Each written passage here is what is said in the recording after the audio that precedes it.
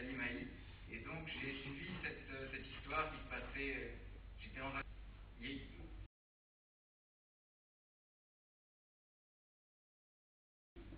On a essayé de faire de ne pas commettre les mêmes erreurs qu'avec l'affaire précédente, l'affaire du trou.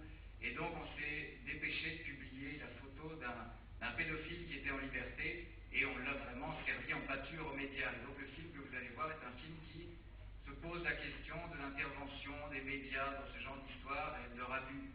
Et on peut très bien voir un abus très récent que Roland Thibault va vous lire ici, qui est paru dans le journal Le Soir.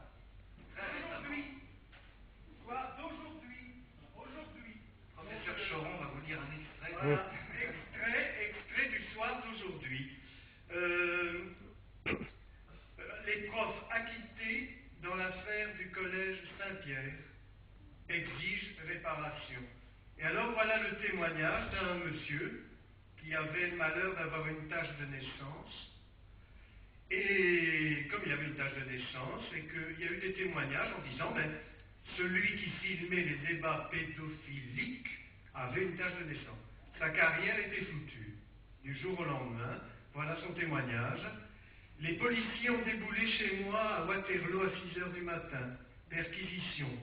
Plus tard, on a regardé comme du matériel suspect les objets innocents qu'on avait saisis chez moi.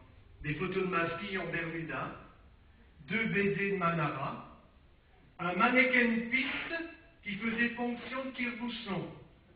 J'étais le photographe, on ne voulait même pas voir que les piles de mon unique appareil étaient périmées depuis 1992.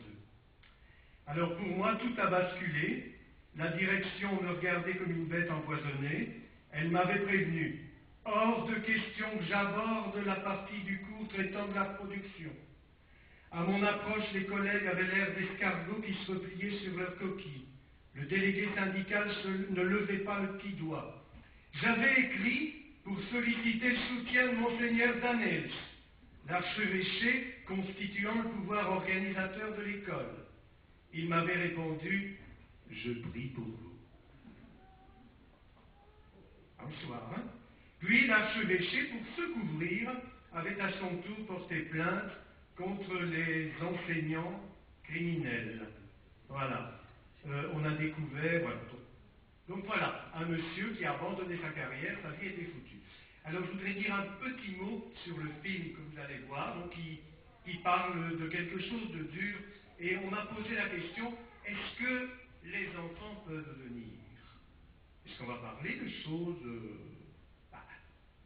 Eh bien oui, quand même. Hein. Quand même. Dans le bar, je n'ai pas arrêté de parler avec certains amis du fait qu'on cachait beaucoup de choses dans les familles.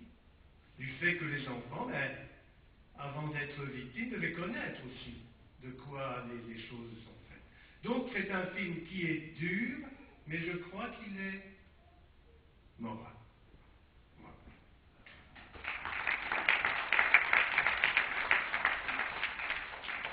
Donc j'aimerais aussi remercier les acteurs. Certains acteurs sont dans la salle, d'autres pas malheureusement. Et pour ceux qui m'auraient vu au premier écran libre, moi habillé d'habitude en noir et rouge, impeccable, ici je me suis habillé en tenue de circonstance puisque j'arbore la chemise du personnage principal, Georges Kélissidis, qui joue en ce moment au Vaudeville à Charleroi. Mais les autres acteurs, Jean-Claude Burider qui joue un journaliste assez diabolique, je dirais quand même, et Christophe Espel qui joue le copain d'enfance de Georges Kélissidis, Neda Louga qui joue une des victimes, Hugo de Guillage qui joue un petit rôle dans le film qui a été appelé comme ça à la rescousse, Patrick Brulard qui joue le père de la victime, et Marie-Pierre Lefebvre non, n'est pas venue, et les enfants évidemment, les enfants, Jason qui joue le personnage de Georges Kélissidis jeune en fait, dans les flashbacks. Aussi Aline et Florent Weiss qui jouent tous deux dans le film, qui jouent les flashbacks, et dans la partie flashback du film. Donc voilà, je crois qu'on peut commencer à... Ou à la fin, ou maintenant? Ah ben, on va demander aux comédiens de venir sur scène, alors au cas où ils voudraient partir. Alors, Aline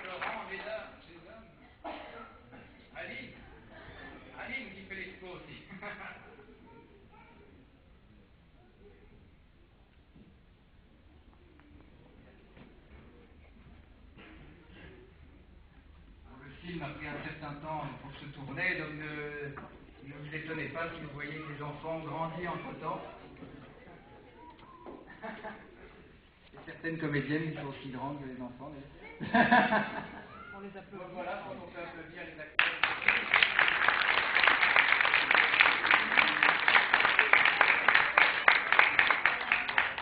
Et Patrice qui n'est pas là. C'est terrible. Hein. On veut le mettre en valeur avec ses clips. Ah oui, Hugo. Ah oui, évidemment. Et quand même, sans oublier, hein, dans l'université Aline, mon père, Roland Thibault et Anira, qui jouent tous deux, l'un un directeur de journal, et ma mère qui joue une journaliste. On remercie également Zouzou, le chien de Joël Tricard, et le gros chien de Sabine, je ne sais pas son nom. Voilà. Merci à Sabine Dutrieux, et à Marie Dutrieux. Et voilà Patrick. Patrick, allez Patrick, voyons.